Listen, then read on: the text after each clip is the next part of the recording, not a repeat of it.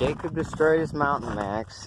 He was trail riding and his ski flew off. I don't know how, but those 4 bolts just flew off. His ski fell off at like 70 miles an hour. And yeah, he flew off. His sled flipped and track even came off a little bit. You can see that. Everything's pretty much dented.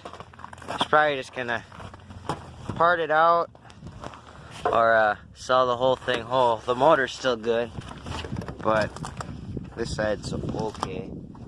Nothing major. But as you can see, this shock is bent. It'd probably be around $1,000 to fix it.